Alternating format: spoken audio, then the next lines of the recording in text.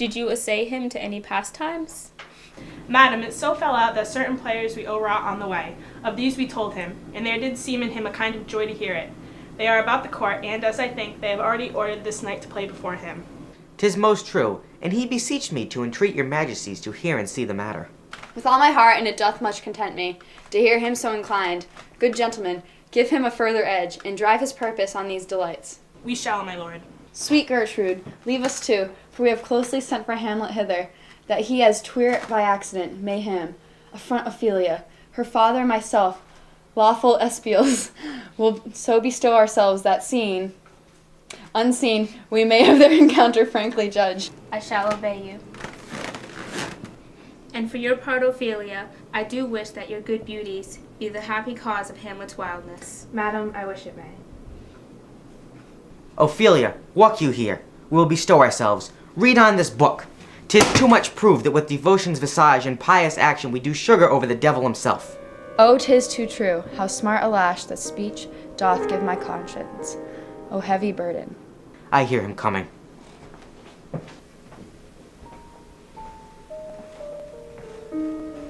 To be or not to be? That is the question. Whether 'tis nobler in the mind to suffer the slings and arrows of outrageous fortune, or to take arms against a sea of troubles, and by opposing, end them, to die, to sleep, no more, and by sleep to say, we end the heartache and the thousand natural shocks that flesh is heir to. 'Tis a consummation. Devoutly to be wished, to die, to sleep, perchance to dream. Aye, there's a rub. For in that sleep of death what dreams may come, when we have shuffled off this mortal coil, must give us pause. There's the respect that makes calamity of so long life. And for who would bear the whips and scorns of time, the oppressor's wrong, the proud man's contumely, the pangs of despised love, the law's delay, the insolence of office and the spurns that patient merit of unworthy takes, when he himself might his coitus make with the bare bodkin? Who would fardels bear to grunt and sweat under a weary life, but that the dread of something after death, the undiscovered country from whose bourne no traveler returns, puzzles the will and makes us rather bear those ills we have, than fly to others that we know not of. Thus conscience does make cowards of us all, and thus the native hue of resolution is sickled over the pale cast of thought, and enterprises of great pith and moment. With this regard, their currents turn awry, and lose the name of action. Soft you now! The fair Ophelia, nymph in thy orisons, be all my sins remembered. Good, my lord. How does your honor for this many a day? I humbly thank you, well. My lord, I have remembrances of yours that I have longed to redeliver. No, not I. I never gave you aught. My honored lord, you know right well you did. Their perfume lost, take these again, for to the noble mind rich gifts wax poor when givers prove unkind. There, my lord. Ha! Are you honest? My lord? Are you fair? What means your lordship? That if you be honest and fair, your honesty should admit no discourse to your beauty. Could beauty, my lord, have better commerce than with honesty? Aye, truly, for the power of beauty will sooner transform honesty from what it is to a bawd than the force of honesty can translate beauty into his likeness. I did love you once. Indeed, my lord, you made me believe so. You should not have believed me. I loved you not. I was the more deceived. Get thee to a nunnery! Why wouldst thou be breeder of sinners? We are arrogant knaves all. Believe none of us. Go thy ways to a nunnery. Where's your father? Let the doors be shut upon him, that he may play the fool nowhere but in his own house. Farewell. Oh, help him, you sweet heavens! Get thee to a nunnery. Go. Farewell. If thou wilt needs marry, marry a fool, for wise men know well enough what monsters you make of them. To a nunnery. Go! And quickly too. Farewell! O heavenly powers, restore him. God has given you one face. You make yourselves another. I say, we will have no more marriages. Those that are married already, all but one shall live. The rest shall keep as they are. Go to a nunnery. Go.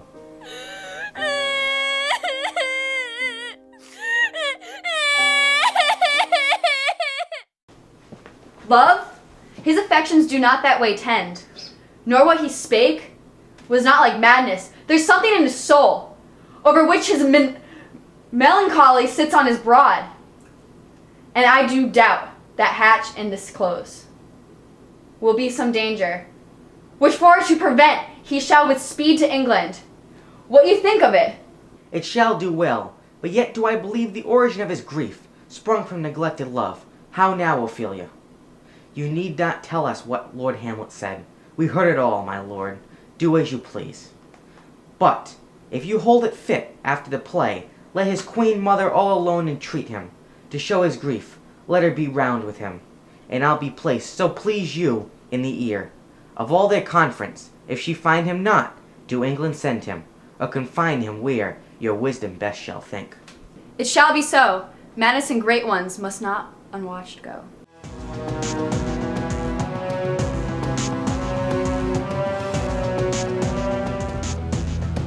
How now, my lord? Will the king hear this piece of work? Yes, the queen too, and that presently.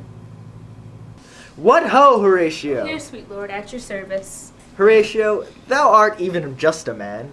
As ever, my conversation coped with all. Oh, my dear lord. There is a movie to play tonight before the king. One scene of it comes near the circumstance, and after we will both our judgments join in censure of his seeming. Well, my lord, I will pay the theft. They're coming to the play. Get you a place.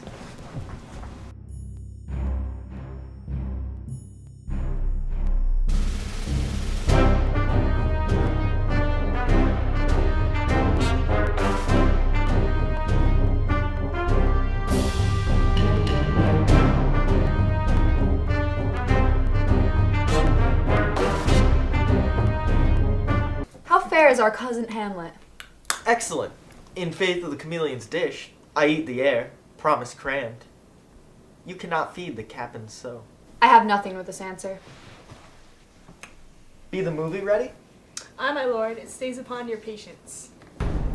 Lady, shall I lie in your lap? No, my lord. I mean, my head upon thy lap. Aye, my lord.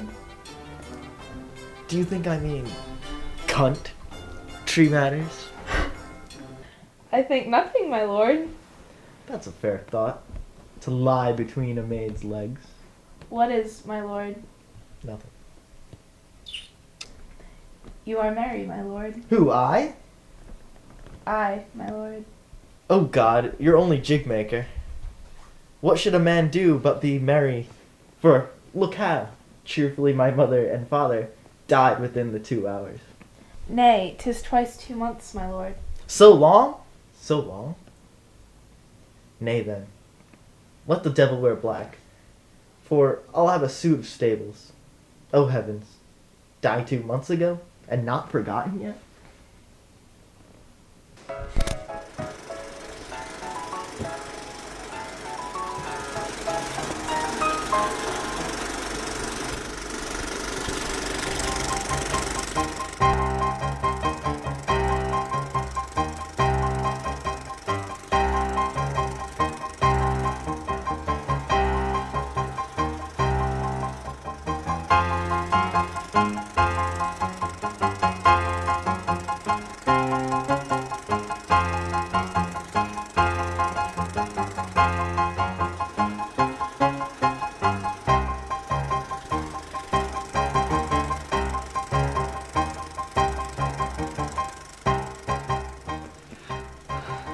The king rises. What? Frightened with false fire? Give over the movie! Give me some light away! Lights, lights, lights! Aha, come, some music! Come, the recorders! The king, sir, Aye, sir, what of him? is in his retirement marvelous distempered. With drink, sir? No, my lord, rather with choler. Your wisdom should show itself more richer to signify this to his doctor. For some for me to put him in his purgation would perhaps plunge him far more choler. Good my lord, put your discourse into some frame, and start not so wildly for my affair. I am tame, sir. Pronounce. The queen your mother has sent me to you. You are welcome. She desires to speak with you in her closet ere you go to bed. We shall obey. Were she 10 times our mother. Have you any further trade with us? Oh, the recorders! Let me see one. Will you play upon this pipe? My lord, I cannot. I pray you. Believe me, I cannot. I do beseech you. 'Tis as easy as lying. I have not the skill. Why, look you! How unworthy thing you make of me! You would play upon me. You would seem to know my stops. You would pluck the heart out of my misery. You would sound me from my lowest note to the top of my compass. So blood do you think I am easier to be played than on a pipe? God bless you, sir. My lord, the queen would speak with you and presently. Then I will come to my mother by and by. They flew me to the top of my bed. I will come by and by. I will say so. By and by is easily said. Leave me, friends. 'Tis now the very witching time of night, when churchyards yawn and hell itself breathes out contagion to this world. Now could I drink hot blood, and do such bitter business as the day would quake to look on. Soft! Now to my mother. O heart, lose not thy nature. Let not ever the soul of Nero enter this firm bosom. Let me be cruel, not unnatural. I will speak daggers to her, but use none. My tongue and soul in this be hypocrites. How in my words soever be she be shent, to give them seals never, my soul consent.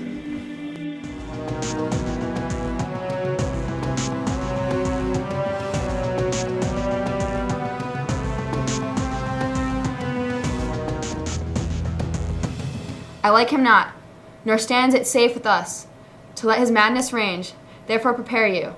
I your commission will forthwith dispatch, and he to England shall along with you. We will ourselves provide, most holy and religious fear it is, to keep those many, many bodies safe that live and feed upon your majesty. Arm you, I pray you, to this speedy voyage, for we will fetters put upon this fear, which now goes too free-footed. We will haste us.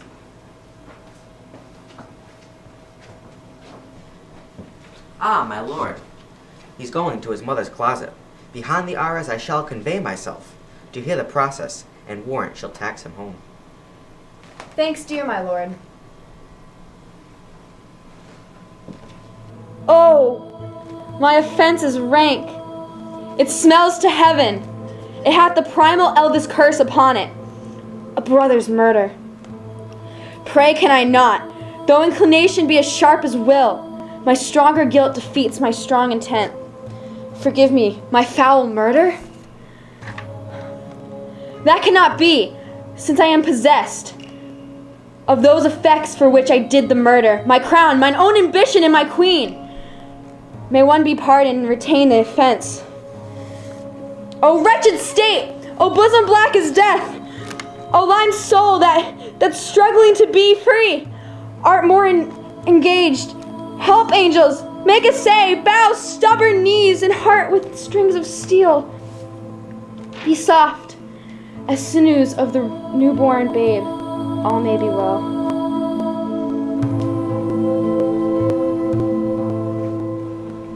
Now I might do it, Pat. Now he is praying. And now I'll do it. And so he goes to heaven. And so I'm revenged. That would be scanned. A villain kills my father, and for that I, his sole son, do this same villain send him to heaven. Oh, this is higher in salary, not revenge. No! Up, sword, and know thou a more horrid hint. When he is about some act that has no relish of salvation in it, then trip him, that his heels may kick at heaven, and his soul may be as damned and black as hell whereto it goes. My mother stays. This psychic but prolongs thy sickly days.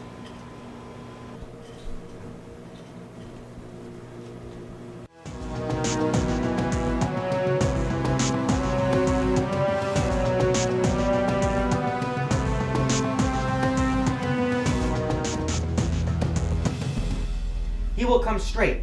Look, you lay home to him. I'll sconce me even here. Pray you, be round with him. Mother! Mother! Mother! Withdraw, I hear him coming.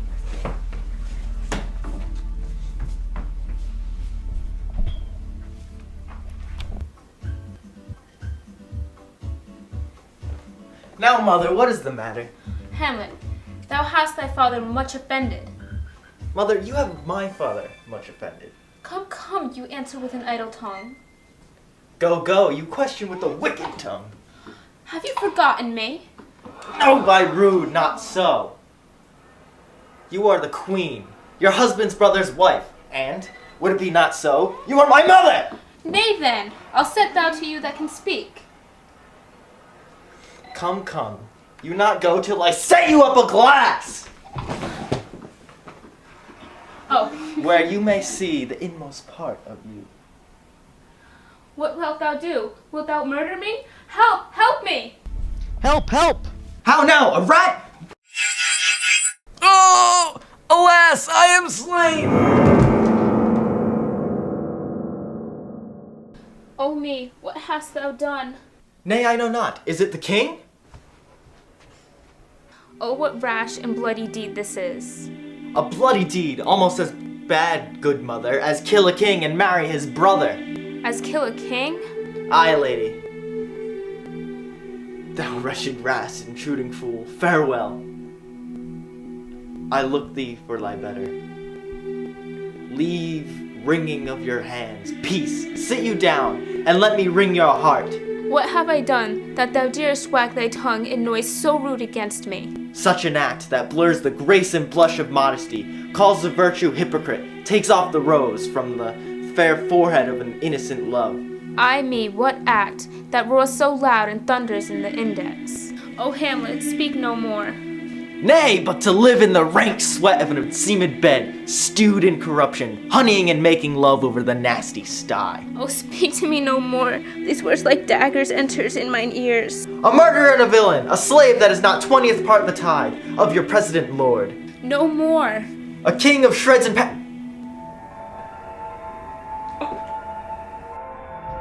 Save me and hover over me with your wings, you heavenly guards. Alas, he's mad. Do you not come, your toddy son, to chide? Do not forget, this visitation is but to whet thy almost blunted purpose. But look, amazement on thy mother sits. O step between her and her fighting soul. Speak to her, Hamlet. Alas, how is it with you, that you do bend your eye on vacancy, and with the incorporeal air do hold discourse? Whereon do you look? On him! Look how pale he glares! To whom do you speak this? Do you see nothing there? Nothing at all, yet all is that I see. Nor did you nothing hear? Nothing but ourselves. Why, look you there! Look how it steals away! My father, in all his habit as he lived, look where it goes! Even now, out this portal. This is the very coinage of your brain. This bodiless creation ecstasy is very cunning in. Ecstasy, my pulse, as yours, doth temporarily keep me, and makes me as heathful music. It is not madness that I have uttered. Confess yourself to heaven. Repent what's past. Avoid what is to come. And do not spread in the compost to the weeds to make them rancor. O Hamlet, thou hast cleft my heart in twain. Oh, throw away the worser part of it, and live the purer and the other half. Good night. But go not to mine uncle's bed. Assume a virtue, if you have not. Refrain tonight, and that shall lend a kind of easiness to the next abstinence, the next more easy. For yous almost can change the stamp of nature. Once more good night, and when you are delirious to be blessed. All blessing beg of you, for this same Lord.